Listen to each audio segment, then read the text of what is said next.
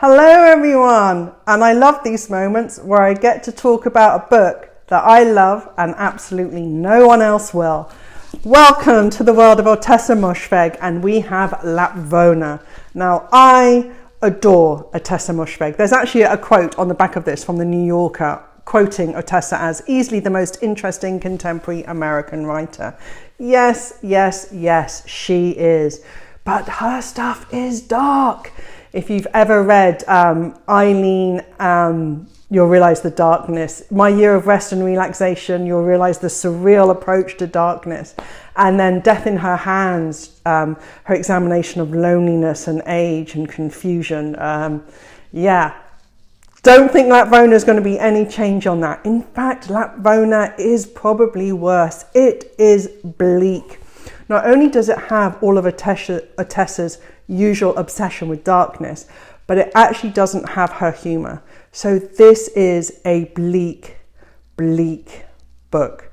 It is a book that was written during lockdown, during the pandemic. So bear that in mind. It is a book about a small community in I think an Eastern European medieval village. It feels like a bit of a fairy tale, Grimm's fairy tale, but it is dark. It is a story of, in this place, Lapvona, this mythical village. Maybe it's not mythical, maybe it actually exists, but in this very medieval village, there is famine, there is death, there is rape, there is sexual abuse, there is unspeakable violence, murder, mass murder, insanity, hatred, lots of hatred, unspeakable violence, witchcraft, death, defying death, cannibalism. So like, you aren't going to like this book. I loved this book. Why? Because it is brilliantly written. It is absorbing and unapologetic from beginning to end, and it has such a strong narrative drive. I've read books smaller than this with more orthodox plot lines, which I have struggled with. I flew through Lapvona in basically one sitting, so much so that I'm trying to remember the bits of it because it was so good. So where we start with is Marek. He is the central character in this. He is a young shepherd. He is a 13-year-old boy, son of an appallingly violent father. He has disabilities, has learning difficulties. He is physically misshapen. He has a hump on his back. He can't walk properly. He has, I think, probably a club foot or some kind of problems with his legs. He is a pitiful creature. And obviously in this medieval fiefdom, there is no one with any sympathy for him. His mother died in childbirth, of course, for which his father therefore resents him and beats him repeatedly.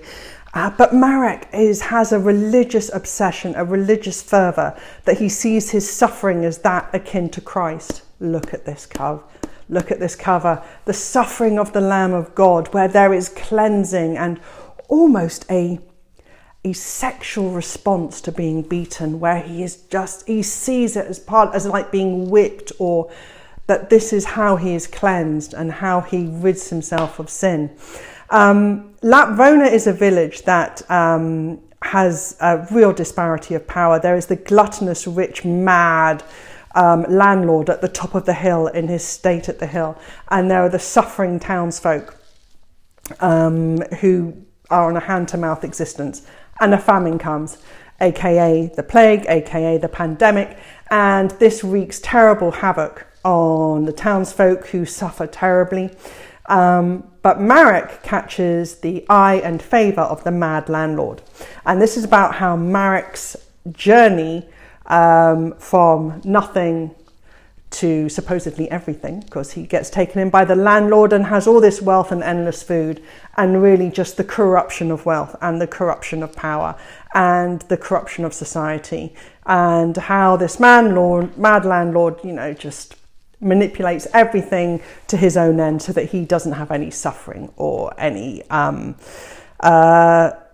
any satiation point. His lusts and his passions can always be filled, no matter how perverse or degrading they are for other people. Now, yeah, so you're like, why would I read this, Victoria? Why would I read this? And do you know, I have really, in preparation for this, I'm over 5 minutes. I'm trying to get these shorter. But Lapvona is hard to explain because you're like, why would I read this? Why would I read such a bleak book?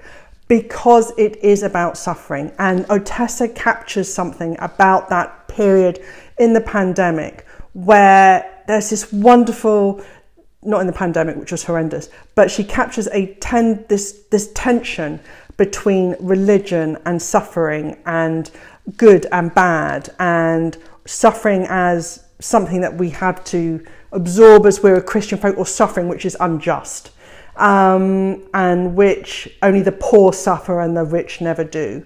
And just the madness, and there's this sort of Trumpian element, obviously Ottessa being American, to that mad feudal landlord who's just grotesque, and this just silent suffering of women. In fact, the only woman in this book with any agency really is the witch.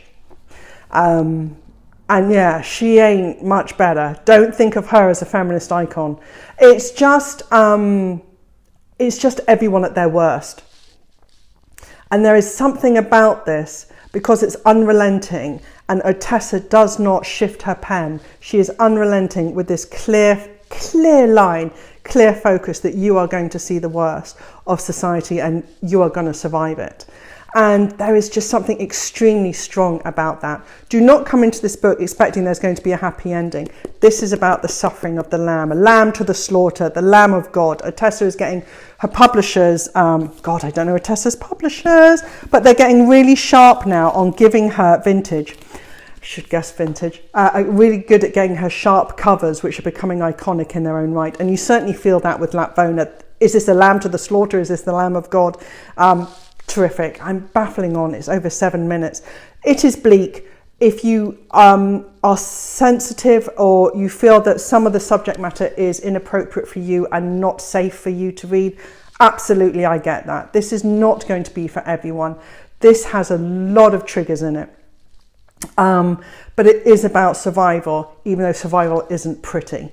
And for that, I am always grateful for Ottessa, because she takes really gritty, horrible sides of humanity. Sometimes she writes with her gallows humour. That gallows humour, like I said, is not here, but it is so truthful and it's so powerful. And the narrative drive is, I mean, it is pacey. You don't dwell on it. This isn't like, you know how some people criticise Hanya Yanagihara's For a Little Life because they felt that there was something fetishing, you know what I'm trying to say, about the suffering of the lead character in the last 50 pages of that book. This isn't here. This isn't someone who is going to go over the suffering and relish it as if it's something almost pornographic. That's not Ottessa's calling card. This is a world that she has created where it's horrible, it's mean, it's brutal, and it's unfair. But you can come out the other side, but you may not like who you are if you survive. It's masterful, but yeah, don't come at me if you don't like it, but do come at me if you do. Thank you. Lapvona, the wonderful Ottessa Moshfegh.